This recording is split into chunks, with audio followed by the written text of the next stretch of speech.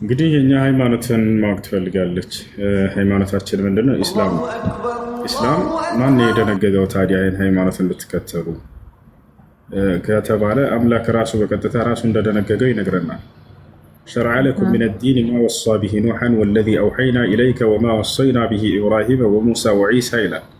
እነሆ ይህን እስልምናን ሃይማኖት እኔ ራሴ ደነገግኩላቸው እያለ አምላክ ራሱ ይናገራል። ሰው አይደለም ምድር ላይ የሰራ ይህን ሃይማኖት፣ ሰዎች አይደለም የመሰረቱት። አምላክ እኔ ራሱ ደነገግኩላችሁ ካለ በኋላ ከዚህ በፊት ኖህን፣ አብርሃምን፣ ሙሴንና መሲሁን የማርያምን ልጅ አዝዤበት የነበረበትን ሃይማኖት እያለ ይገልጸዋል። ስለዚህ ኢስላም የቀደምት ነቢያቶች ሁሉ የታዘዙበት ሃይማኖት ነው ማለት ነው። ለዚህ ነው ነቢዩ ሙሐመድ ሰለላሁ ዐለይሂ ወሰለም ሲናገሩ ምን አሉ? አልአንቢያ ዲኑሁም ዋሂድ ወሁወል ኢስላም አሉ።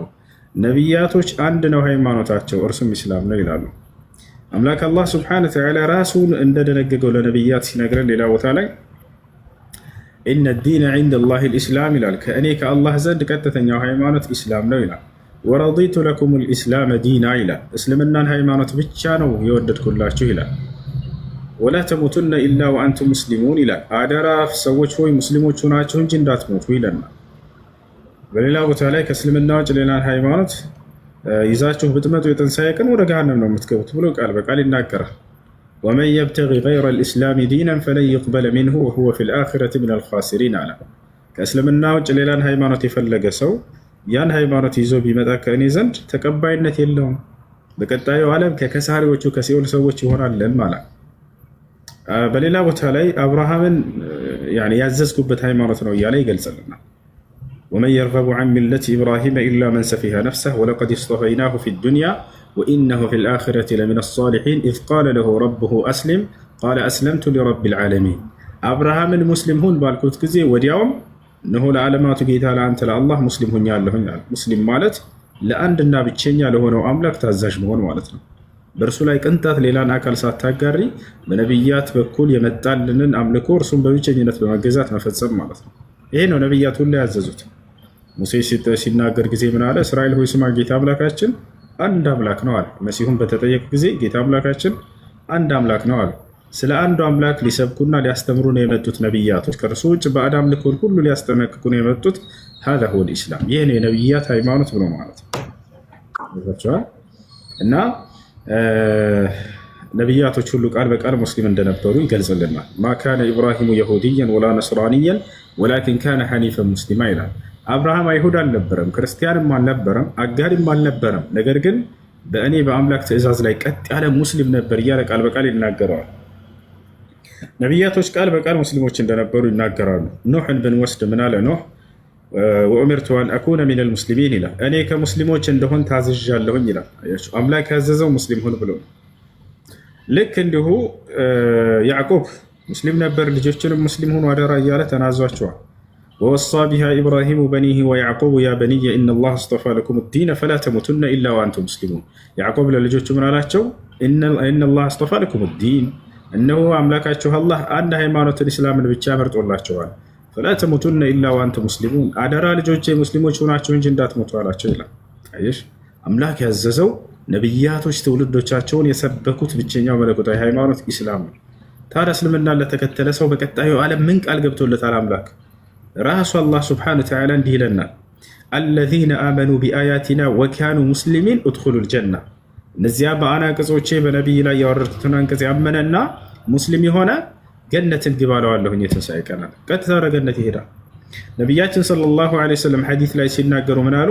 አልጀነቱ ላ የድኹሉሃ ኢላ ነፍሱን ሙስሊም አሉ። ገነትን ሙስሊም ነፍስ እንጂ ሌላ ማንም አይገባባትም አሉ። በሌላ ቦታ ላይ አላህ ስብሐነሁ ወተዓላ ምን ይላል? ኢነ ለዚነ አመኑ ወዐሚሉ ሷሊሓት ለሁም ጀናቱ ነዒም ኻሊዲነ ፊሃ ወዕደላሂ ሐቃ ወሁወል ዐዚዙል ሐኪም ይላል። እነዚያ በእኔ በአላህ አምነው መልካምን የሰሩትን የገነትን ጸጋ ሰጣቸዋለሁኝ አለ። በእርሷም ውስጥ ለዘልዓለም ዘውታሪዎች ናቸው። ይህ የእኔ የአላህ ቃል ነው፣ ቃሌም እውነትና ተፈጻሚ ነው። እኔ አሸናፊና ጥበበኛ ሆንኩኝ አምላክ ነኝና ይላል። ወበሽሪ ለዚነ አመኑ ወዐሚሉ ሷሊሓት ጀናት ይላል። ሙሐመድ ሆይ እነዚያን አምነው መልካምን የሰሩትን ገነት እንደሚገቡ ከወዲሁ ምድር ላይ ያለው አብስራቸው ይላል። ብስራትን ይዞ ነው ሙስሊም የሚንቀሳቀሰው። የማንን ብስራት? የአምላክ። አምላክ በቀጥታ ቃል በቃል እኔ ገነት አስገባቸዋለሁ ብሎ ቃል ገብቷል። ሙስሊም ሰዎች هذا هو الإسلام ነቢያቶች የኖሩበት አምላክ ያዘዘበት ነቢያቶች የሰበኩት ትውልዶቻቸው የኖሩበት መለኮታዊ ሃይማኖት ነው እና ይሄ ነው ኢስላም ማለት ወገናችን።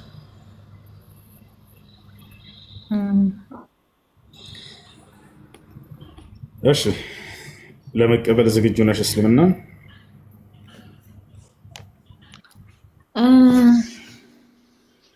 ከኔ ሃይማኖት ማለት የጠየቅኩት ያልተመለሰልኝ ጥያቄ አለ። ገባህ አይደለ? ያ ማለት እኔ ጠይቄ እዚህ ጋር ምን መሰለ፣ አንድ ሃይማኖት ስታመልከውም ሆነ ወይም የሆነ ነገር ስታደርግ ምን አለ መሰለ፣ አንደኛ ያንን ነገር ጸሎት ስታደርግ መሰማት አለብህ። ገባህ አይደለ? እኔ ግን ከአንዴ ሁለቴ ከሁለቴ ሶስቴ ከዛ በላይ አንገቴ ተደፍቼ ለምኜ አስለምኜ ወይም ደግሞ ጸሎት አስደርጌ ነበር። ገባህ አይደለ? እኔ ስለ ክርስትና ሃይማኖት ብጠይቀኝ ምንም አላውቅም። ቢያንስ 18 19 ዓመት ኖርኩበት። ገባህ አይደለ? ያ ማለት እንዴት ነው የምነግርህ? አንዳንዶቻችን ስለ እስልምናም ሆነ ስለ ክርስትናም በደንብ ሳናቅ ቤተሰብ እንትን ባለን ብቻ እንኖራለን። ገባህ አይደለ? ያ ማለት እኔ ተማሪ ያለው ስለ ሃይማኖቴ ግድም አይሰጠኝም ነበር። ግድም የሚሰጠኝ ልጅ አልነበርኩም። ዘንድሮ የ12ኛ ክፍል ተማሪ ነኝ እና ይሄ ሁሉ ጥያቄ እንዴት ዛሬ ይሄ የሃይማኖት መፈላቀቅ ከመጣ በኋላ ይሄ እንዴት ልመጣልሽ ቻለ ምናምን ልትለኝ ትችላለህ። እና ሴትዮዬ እኔ ሙስሊም እንደሆንኩ ነው የምታውቀው። እና ዛሬ ልጇ ነበር መስጊድ አልሄድም ብሎ መስጊድ ሄድ እሱ አልሄድም ብለዋል። እሱ እዚህ ሳለ ደግሞ አንቺ እዚህ ልትኖሪ አትችይም እና ትሄጃለሽ ምናምን አለች ማለት ነው። ከዛ እሺ አልኩኝ። እኔም ያው ግዴታ መሄድ ስለነበረብኝ ሄድኩኝ ማለት ነው። ከዛ ሲሄድ ምንድን ነው ያልኩት? እነሱ ቁርአን እየቀሩ ወይም ደግሞ ሰለዋት እያደረጉ ሳለ እኔ ምንድን ነው ያልኩት? ፈጣሪ ዛሬ እውነት ካለ አላህም ወይም ገብርኤል ብዬ አልልም እና እውነት ካለ ትክክለኛውን ፍርድ ወይም ደግሞ ትክክለኛውን ሃይማኖት አገናኘኝም ብዬ ጸለይኩ ማለት ነው። እነሱ እንደዛ ሲሰግዱ ምናምን እኔ የራሴን ጸሎት እንጂ የእነሱን አልሰማሁም። ገባህ አይደል? የራሴን ብቻ ፈጣሪ አንተ እውነት ካለ ወይም ደግሞ በቃ ትክክል ከሆንክ ትክክለኛውን ነገር አሳየኝና ወደ ትክክለኛው መንገድ ምራኝ አልኩኝ ማለት ነው። ከዛ ወደ ትክክለኛው መንገድ ጠዋት ልጆቹን አላቃቸውም ሰግጄ መጥቼ ምናምን በቃ አዳሬን የሆነ ልጅ ነበር ለምን ከሱ ጋር ትሄጂ ምናምን ሲለኝ አደረ ማለት ነው። እና ከዛ ከሱ ጋር ብትሄጂ እኮ ትክክለኛው መልስ ታገኛለች። ስለዚህ አንቺም የመወዛገብ እንትን አትኖሪም። ከዛም ደግሞ ያልተመለስልሽንም ጥያቄ መመለስ ይኖርብሻል እንጂ ሁሌ ሳይመለስልሽ ቀርቶ ለምን ታዝኛለሽ? ለምን ደግሞ በሃይማኖትሽ እርግጠኛና አማኝ ሳትሆኚ ከምትኖሪ ለምን እንደዛ ታደርጊም ምናምን ሲለኝ ከዛ እሺ አልኩት። ልጆቹን አላቃቸውም። ጠዋት ገባሁኝና ገስት ላይ ሳናግራቸው ምናምን ከዛ ልትሳደቢ ነው ምናምን አሉኝ ማለት ነው። እኔ ለመሳደብ ብፈልግ እኔ ማንኛውንም ሃይማኖት አከብራለሁ፣ የራሴንም ሃይማኖት አከብራለሁ፣ የሰውንም ሃይማኖት አከብራለሁ። ገባህ አይደለም? እዚህ ጋር ዛሬ ኦርቶዶክስ እንደዚህ አይደለም ወይም ሙስሊም እንደዚህ አይደለም ብዬ የምናገር ሰው አይደለሁም። የወረድኩ ሰውም የዘቀጥኩ ሰውም አይደለሁም።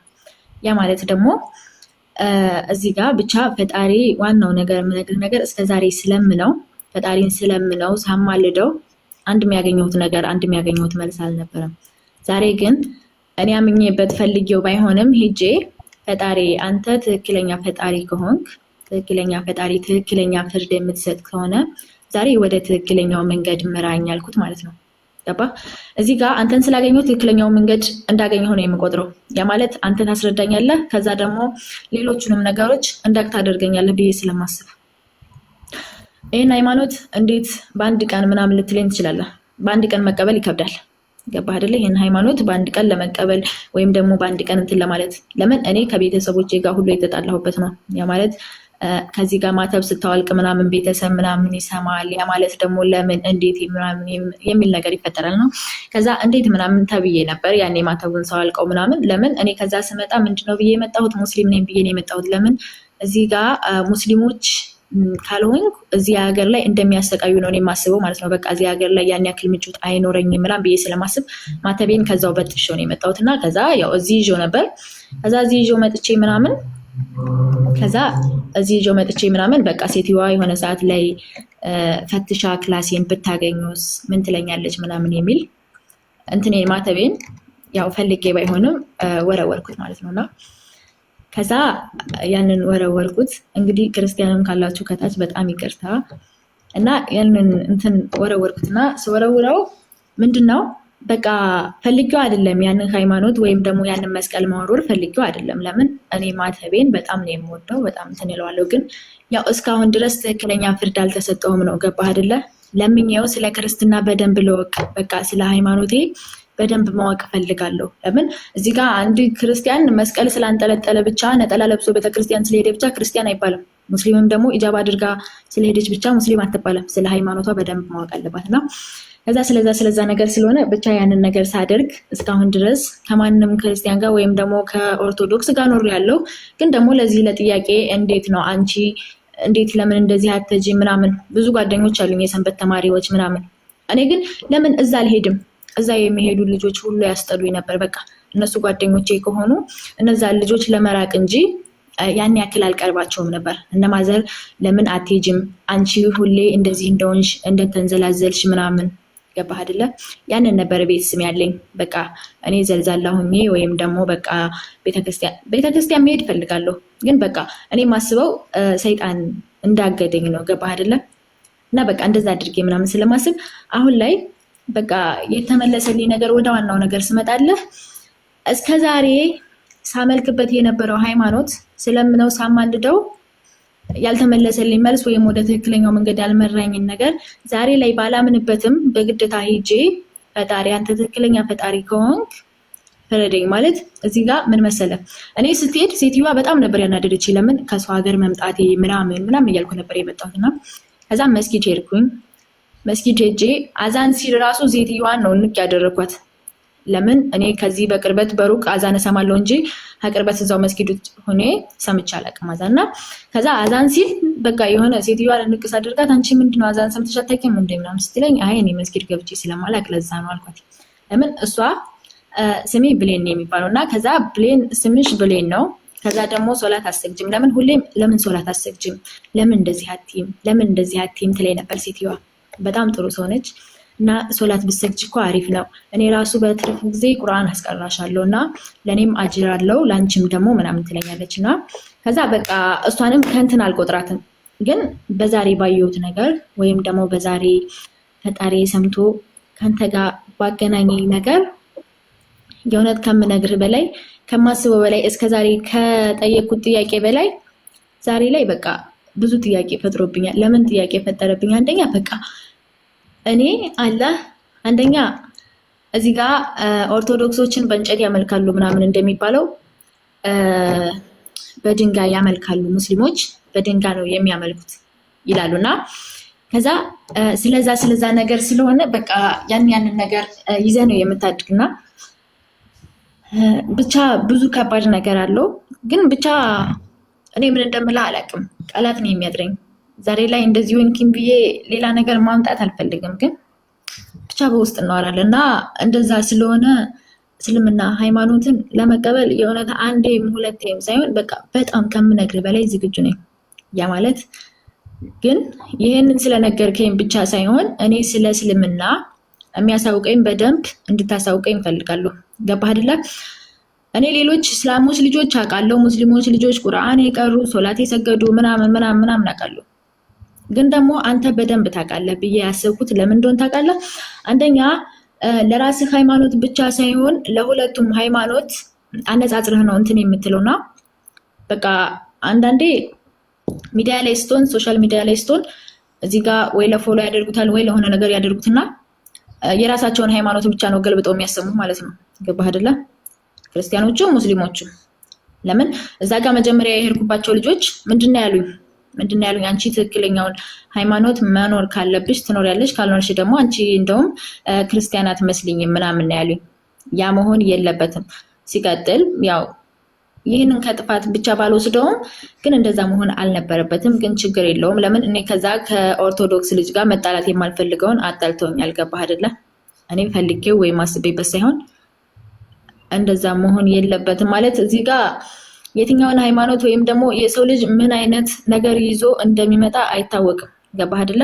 እኔ ዛሬ ሄጄ ሴትዮዋ ዛሬ ሄዳ ገትታ ይዛኝ ሄዳ ያንን ነገር ባልሰማ ኖሮ ወደ አንተም ጋር ወደዛም ወደ ልጅ ጋር አልደውልም፣ ያንንም ልጅ አላወራውም። ያንንም ልጅ አወራሁት በመሰለህ ዋትስአፕ ላይ ነው የምናወራውና ከዛ ዛሬ እኮ ሴትዮ መስጊድ ይዛኝ ሄዳ አዛን ሲባል ደንግጬ ሴትዮዋን ጨመደርኳት እና ፈጣሪዬ አንተ እውነት ካለህ አንተ እውነት ፈጣሪ ከሆንክ ትክክለኛ ሃይማኖትን አሳየኝ ማለት በቃ ግለጽልኝ እና ደግሞ በትክክለኛ ሃይማኖት እንድጠራ ወይም ደግሞ ትክክለኛ አምልኮት እንድኖረኝ አድርገኝ ብዬ ጸለይኩ ምናምን ስለው ከዛ ሁሌም ይነግረኛል ስላንተ ለምን እሱ ጋር አትሄጂም ግን ያኔ እንደዛ ሲሉ ጭራሽም ነው የምንትን ማለው ማለት ነው።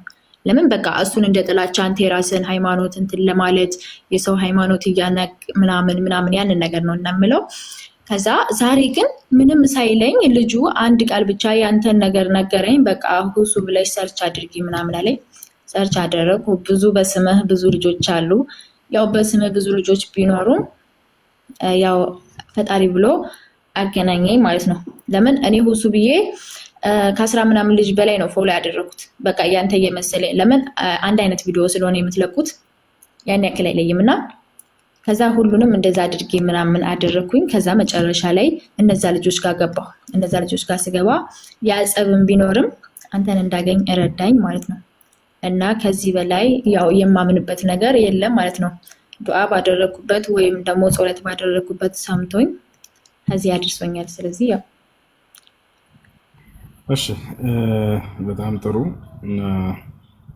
አሁን እስልምናን ለመቀበል ዝግጁ ነሽ ወይስ ንገሪኝ? አዎ ዝግጁ ነኝ። ግን ዝግጁ በሆነም በደንብ በዚህ ብቻ እንድበቃ አልፈልግም። ይሄን አስረዳዋት ብለህ ለምን እዚህ ጋር ነገርከኝ እንደዚህ ናቸው አልከኝ እንጂ ስለ እስልምና አላወቅም። ኢስላም ብሎ ማለት ለአንድና ብቸኛ ለሆነው አምላክ ለአላህ መገዛት ማለት ነው። معنى الإسلام يعني الاستسلام لله والانقياد له بالطاعة والخلوص من الشرك والبراءة من أهله. هذا هو الإسلام. إسلام بلو مالت ترجمه راسن لعنده أملاك فقادن ماسكزات يعني أرسم ببتشيجنة مجزات مالتهم. برسولايك أنت تنسانا قارة نبياتو تشهرنا هززت. برسولايك أنت تنسانا قارة بترسم ببتشيجنة يامن لك المنور. هذا هو الإسلام. وما خلقت الجن والإنس إلا ليعبدون إلا الله. سوتشن أنين عندك جزء من جيل ليلا لما نفترقواتهم ملا نبياتو كله يستمروا إسلام يهنا. الله بالقرآن لا يسيناقر من إلال ولقد بعثنا في كل أمة رسولا أن يعبدوا الله واجتنبوا الطاغوت له. محمد هو برقتم ودعيان دانو هزب نبيات اللي كيالله نزيام نبيات يستمروا ينبروت اللهن ببتشنينة تجازو كرسو جالو تعوثو هلو راقوا بمالتنا بريلا. نوح لمسالي ولقد أرسلنا نوحا إلى قومه فقال يا قوم اعبدوا الله ما لكم من إله غيره. يا لين نقرأ برقتم نوحا وده هزبوچو لكيو نبر إلى لابنك الله أرسم سيستمراتشو من على هزبوچي هوي اللهن ببتشنينة تجازو كرسو جللا ما نم جيتا أملاك اللاتشوهم بلاتشو عالم. وإلى عاد أخاهم هودا قال يا قوم اعبدوا الله ما لكم من إله غيره. وإلى ثمود أخاهم صالحا قال يا قوم اعبدوا الله ما لكم من إله غيره. كل نبياته إني استمرت يهنو إسلام بلومات اللهم بتشجنة مجزات كرسو جالو بعد أملكوشن كله مراك